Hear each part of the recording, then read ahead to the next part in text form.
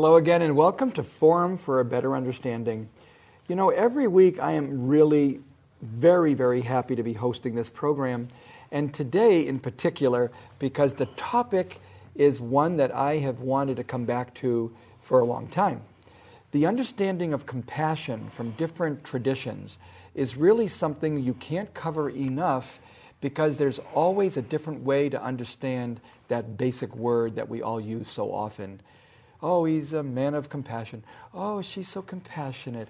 Oh, it's the heart of all religion. It's the only thing that's important. On and on. We all can say it's a good thing, but I think we need to look at what it is and exactly how in different perspectives we may become enriched by hearing the conversation around that concept. For that reason, we've assembled an interfaith panel which includes a returning guest from last week, the Reverend Dr. David Roy, an ordained minister in the United Church of Christ and director of the Center for Creative Transformation. David was with Monsignor last week sharing the insights he has about science and faith, and today he'll be sharing other topics that he enjoys, the importance of compassion in our living.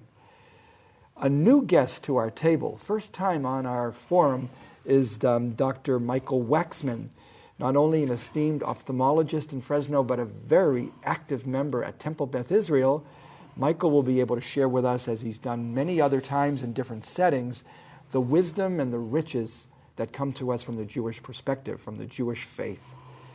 On that note, I'd like both David and Michael to begin by maybe telling us a little bit more about their religious tradition, and after that, what in their life most gives them bliss or passion, and if it's not the only thing, at least one of those things that gives real meaning to your existence on this universe.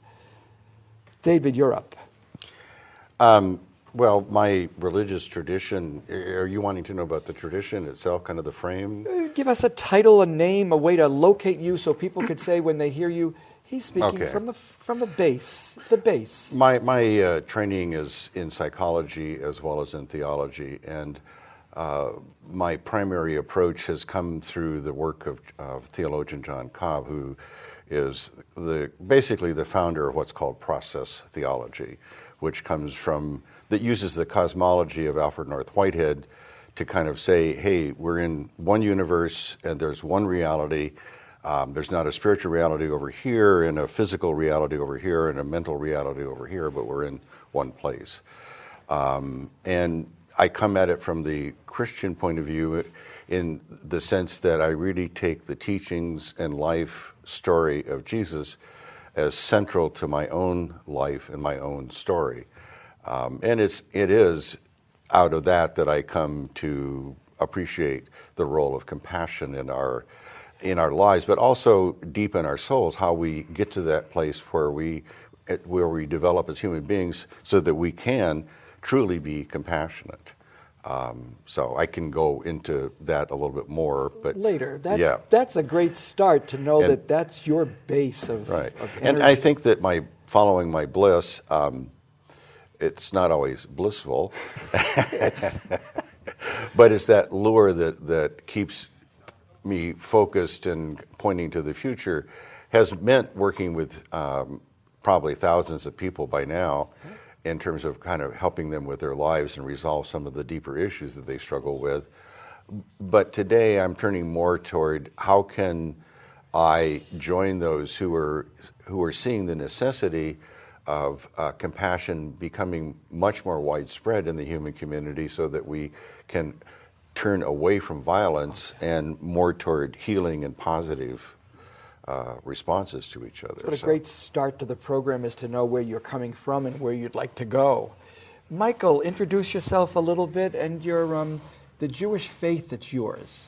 I come from the Jewish tradition and all aspects of the Jewish tradition. There are three main movements, as you know, and I've been a student and a participant in every single one of them at various points in my life, starting off with the Orthodox tradition as a boy, moving into the conservative tradition as a young man, and now, since coming to Fresno 20 years ago, in the Reform movement. And as a result of that, I have spent many years studying our sacred texts and discussing them with our teachers and sages, as well as congregants and rabbis. And basically, I spend my time reading a lot on Bible study and commentary, not just on the 5 books of Moses, but the entire Hebrew Bible and the New Testament as well. You know, I don't want to give you a big head, Michael, but when I called over at the temple, everyone's short list had Dr. Waxman if he's available. He'd be awesome, Jim. I am so glad.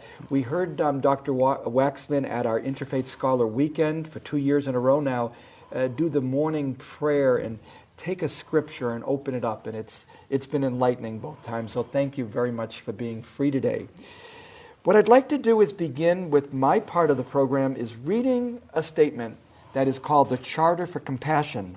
It was composed in 2009 by Karen Armstrong and a group of interfaith leaders from across the globe. And I think once we hear that, for the rest of the program, David and Michael will be able to share as they will about that or other ways of looking at compassion. But here's what this interfaith panel created for themselves, a charter. The principle of compassion lies at the heart of all religious, ethical, and spiritual traditions, calling us always to treat others as we wish to be treated ourselves. Compassion impels us to work tirelessly to alleviate the suffering of our fellow creatures, to dethrone ourselves from the center of our world and put another there, to honor the inviolable sanctity of every human being, treating everyone without exception with absolute justice, equity, and respect. It is also necessary in both public and private life to refrain consistently and emphatically from inflicting pain, to speak or act violently out of spite, chauvinism, or self-interest, to impoverish, exploit, or deny basic rights to anybody, and to incite hatred by denigrating others, even our enemies, is a denial of our common humanity. We acknowledge that we have failed to live compassionately and that some have even increased the sum of human misery in the name of religion. We therefore call upon all men and women to restore compassion to the center of morality and religion, to return to the ancient principle that any interpretation of Scripture that breeds violence, hatred, or disdain is illegitimate, to ensure that youth are given accurate and respectful information about other traditions, religions, and cultures, to encourage a positive appreciation of cultural and religious diversity, to cultivate an informed empathy with the suffering of all human beings, even those regarded as enemies. We urgently need to make compassion a clear, luminous, and dynamic force in our polarized world. Rooted in a principled determination to transcend selfishness, compassion can break down political, dogmatic, ideological, and religious boundaries. Born of our deep interdependence, compassion is essential to human relationships and to fulfilled humanity. It is the path to enlightenment and indispensable to the creation of a just economy and a peaceful global community. Thank you, Karen, for that inspired amalgam of great ideas. And now we're going to see in the concrete where David and Michael might like to bring us to see compassion from their traditions and how they'd like to see it more in our world today. David, where would you like to start with something? Well, where I'd like to start with this is to say that I think Karen has done a wonderful job of defining compassion as a principle that we need to follow. But the word itself originally meant to feel another's pain as your own. It's an experience. Now, it's come to mean something more broad than just pain. It means that you care about doing something about that person's situation as well as feeling their pain. But the truth is, if you really feel another's pain as your own, you are going to be automatically moved to do something about it. And I think it's important to pay attention to the fact that we're looking for a deeper experience. Then it's not just the principles. The principles come from that experience. But we have to be rooted in that experience. And for a lot of us, that means we have to continue to grow up, to continue to mature in order to really be able to be present with somebody else in that way. And in terms of what it does to another person, if you are inflicting pain on another person and you feel their pain, you're going to stop doing that. You're going to do something very different at that point. So it does have that built-in quality of realizing, oh my God, this is what I'm doing to these people. I need to stop because I can feel what they feel. Michael, from Judaism, thousands of years of wisdom, where would you like to begin making first introductions to us to the principle and the experience of compassion in Judaism? I think I'd like to start with language. Just like David mentioned the original meaning of the word compassion, in the Hebrew language, the word compassion has the same root as the Hebrew word for womb, a woman's womb. So the idea is that compassion is what you feel when someone is just like you. They're a relative of yours. They share the same blood as you. And so you know how they feel. And compassion is something where you can understand someone's feeling as if they are exactly the same as you, that they are not some other, that they are not an unknown being to you. They are as human as you are, that you are members of the same human family. In addition to that, if we look at the mystical meaning of the Hebrew word for compassion, we find that it has the same number value as the positive teachings of God in the 5 books of Moses. So it's as if God is telling you to be compassionate as a positive teaching that God wants you to do. Help me on that, the number. What would the number be, Michael? It's 248, and it's the number value of the Hebrew letters. And we use this as a way to derive further meanings from the Hebrew text. We translate the letters into numbers. And the association with positive teachings and positive duties is just something that comes up when you look at the numbers. It's not beautiful. like you can predict that it's actually there. Unfortunately, we've used up, believe it or not, half of our program, but only half. So for 1 minute, we take a break. We'll be back immediately, so please don't go anywhere. We're going to have David and Michael tell us much more in the second half of the program. Stay tuned. KNXT thanks all its loyal viewers and respected businesses who have supported your Catholic television station. Now you can support KNXT with program underwriting by having your name, your company's name, or organization associated with your favorite program. Detailed information about you or your company will appear before and after each program or day part you select. Keep the quality and spiritual message alive and make a difference. Call 559-488-7440 today or go online at knxt.tv to find out more about program underwriting on KNXT. Welcome back to our program on compassion. We've just had 2 very, very beautiful sharings, David Roy and Michael Waxman, sharing that it's not the principle of compassion we want to talk about, it's the experience and how that can happen. David, you just heard a very, very beautiful sharing from the Jewish perspective on the womb being the very root of the whole idea for a Jewish person about what compassion could be. Where would you like to go? Where would you like to add?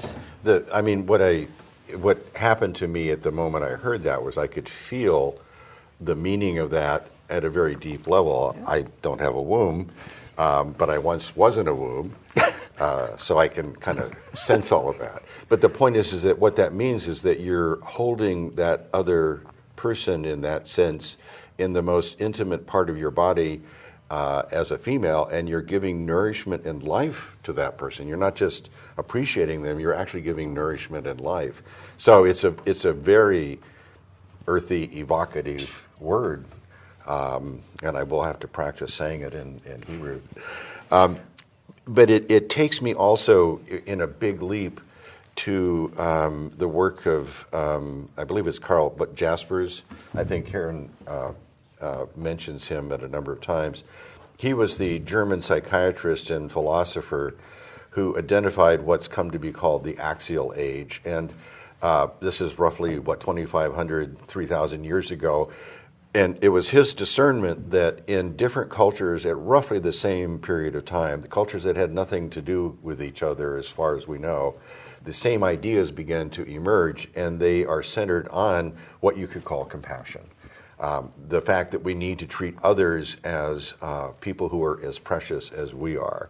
Well, that's a nice miracle. It kind of has that sense that this is where we've needed to be moving for a long time.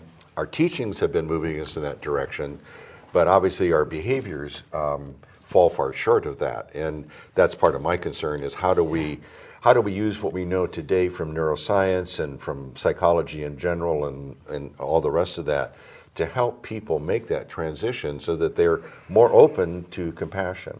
And one of the things that I have learned, and I learned this from Buddhism, is that compassion starts at home. We have to start with ourselves. We have to learn to be compassionate with oneself before we can really begin to be compassionate with others. So, Michael, you said I'd like to begin with language, but that was only a first step, and you put Rechem on the table, and that was great. Where would you want to go next with the wisdom from Judaism on this topic, the experience of Judaism? Well, obviously, I'd have to then go to the text, and I'd have to start at the beginning in Genesis 1. And Genesis 1, the first verse, God creates the heavens and the earth. And what we see there in the Hebrew is the name of God that is used to create the heavens and earth. And it's a name, it's Elohim in Hebrew, and it's the name that's used for justice, that God's attribute of justice creates the world. But then we see in Genesis 2, verse 4, that God is called Adoshem Elohim, which is the name of compassion combined with the name of justice, and the name of compassion and mercy comes first. So we derive a teaching from that. Wow. And the teaching that our great sages have derived from that is that God first created the world in justice, but found that the world could not survive simply with justice. Wow. So he created mercy and compassion to be the primary attribute of his creation of the world. And that is what has enabled the world to survive to this day. I've never heard that. I've many times seen the difference between Genesis 1 and 2, but seeing justice in the first chapter and being sort of like given an upgrade in the second chapter by mercy and compassion. Thank you for even that one insight. So where does now that you have that on the table, that Judaism looks at it that way, give us one more thought about how that gets acted upon, how that gets worked with, how Judaism in its ethics reflects this commitment to compassion. It's obvious, but tell us so people will know. The idea of compassion is most, I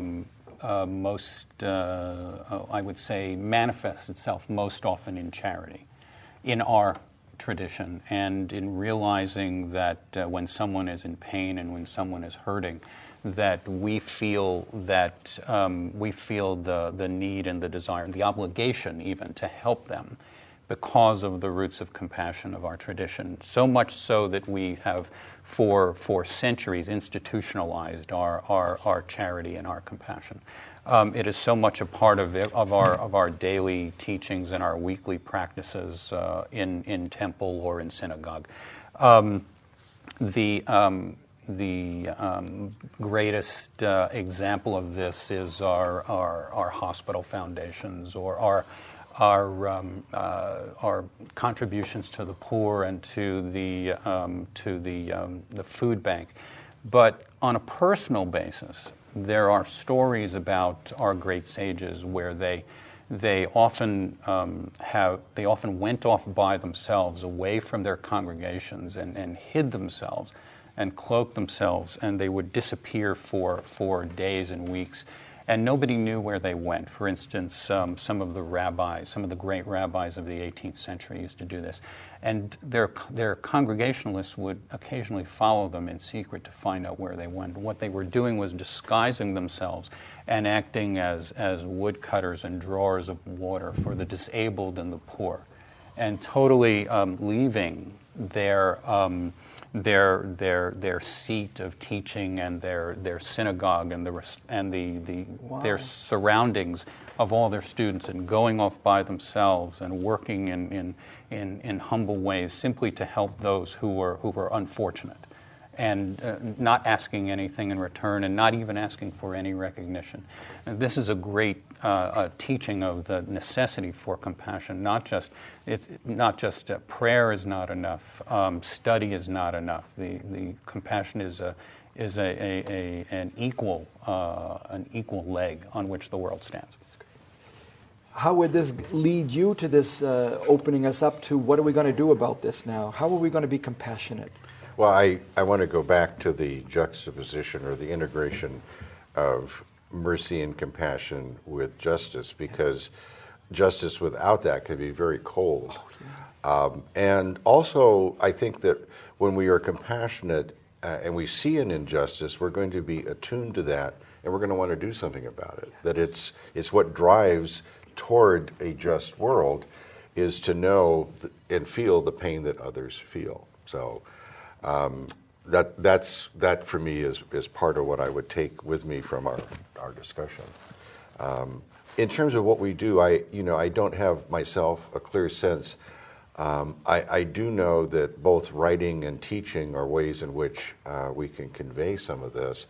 And I think that any teaching that we do, or that I would like to do that would aim toward this, would have to be based on experience, not just on the ideas, but also working on cultivating that open heart and knowing what that feels like. Because it's not an easy thing to do. It's not an easy. Anytime we're open to another's pain, we may have to change. And if we have to change, that can be very threatening to people. And that's part of what I think we run into is the resistance, is that we do have to change. We have to give things up. We have to let go. Michael, I'm wondering if you're able to bring us one more step further. We obviously can see the list of the ministries that compassion takes in Judaism, the way it serves.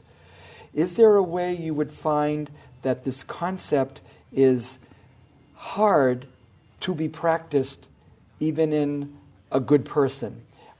Is it that though compassion's right in chapter 2 and it's all there for us, we don't get it? We're not inclined that way. We forget these teachings because we don't see them in practice in our daily lives.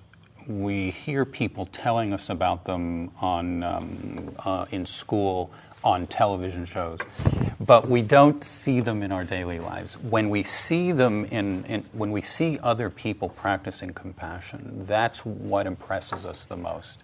That's the kind of thing that in our tradition has turned people's hearts around, when they actually see others giving of themselves without any thought of return.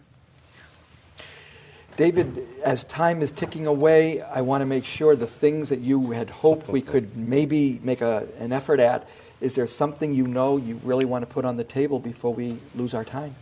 Well, I resonate with what you're saying about it. The modeling of compassion. How much compassion do we see modeled when we're driving on the freeway? We see zero. I won't say what I do on the freeway, but the point is that it's very difficult. And I think one of the things that is a missing factor that we have to take into account is human beings also have a deep, powerful need to feel important, to feel appreciated, to feel valued. And unfortunately, the first way of doing that is to make somebody else or another person less than we are. So there's that tendency to put down, and we have to get past that in order to be able to appreciate other people as equals, as an equal human being. There may be talents, may be different, etc., but in terms of the rights of the person, we are equal. And I think that takes a lot of maturity to be able to get there. But we cannot ignore the need we have to feel important and the insidiousness of that when it involves denigrating other people, putting them down, using them, as opposed to valuing them. One last challenging thought. We have about 2 minutes. Yes, we do.